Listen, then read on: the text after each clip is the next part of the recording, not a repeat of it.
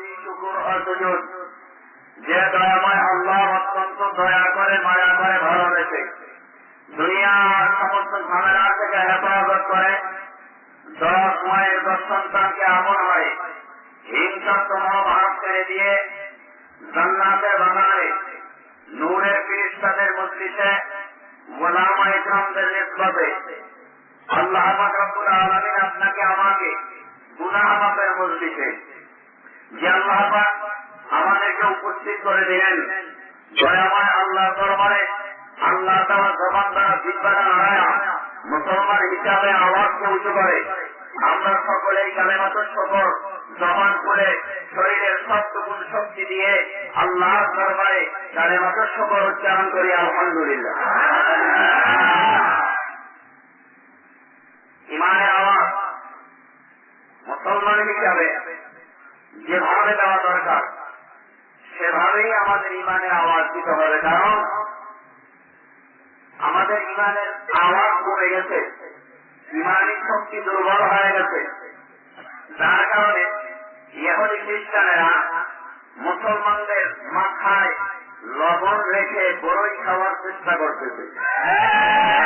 এ কারণে ইমানের আওয়াজ উঁচু হবে নাকি নিচু হবে? ইমানের আওয়াজ যত উঁচু হবে ততই ইহুদি খ্রিস্টানদের পাতলা পায়খানা শুরু হবে।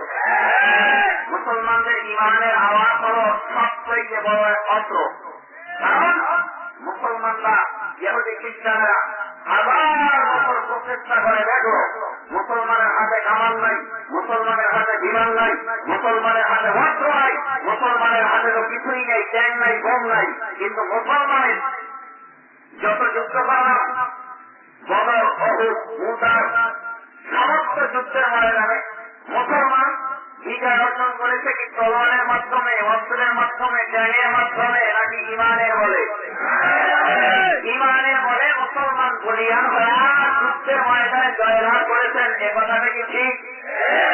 তাহলে আমাদের ইমান কি দুর্বল থাকবে নাকি সবল করতে হবে? ইমানের আওয়াজ আমাদের যেভাবে দেওয়া দরকার সেভাবেই দিতে হবে।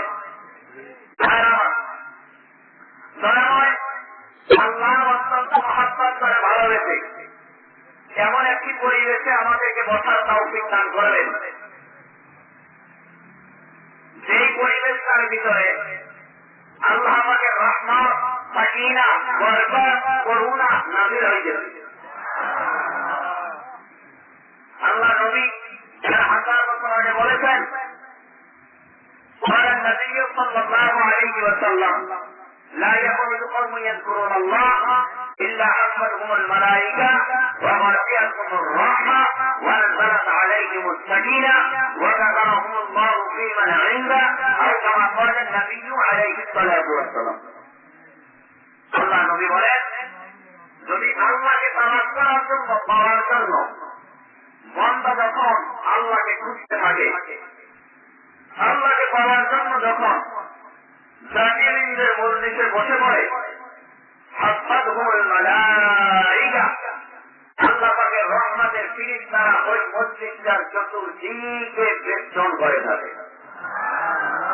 তো এই কথা দ্বারা কি প্রমাণ হয় যে আল্লাহ পাকের রহমতের ফেরেশতারা এই মজলিসের চতুর্দিকে আছে নাকি নাই? তাহলে যদি থাকে বিশ্বনবী মুহাম্মদ রাসূলুল্লাহ সাল্লাল্লাহু আলাইহি ওয়াসাল্লাম বলেন, ওয়াফাতিয়াতুহুমুর রাহমা, আমাদের উপরে আল্লাহ পাকের রহমত নাযিল হয়েছে। ওয়াফাতিয়াতুহুমুর রাহমা ওয়া নাযালাত আলাইহিমুস সাকিনা, আমাদের উপরে আল্লাহর করুণা, বরকত, সাকিনা নাযিল হয়েছে। ওয়া যাকারাহুমুল্লাহু ফী মান ইনদা, আল্লাহ নিজে ফেরেশতাদের সঙ্গে আমাদের প্রশংসা করতে থাকে। জোরে বলেন সুবহানাল্লাহ। কি প্রশংসা করে? এই মজলিসের ভিতরে হাজার হাজার লক্ষ লক্ষ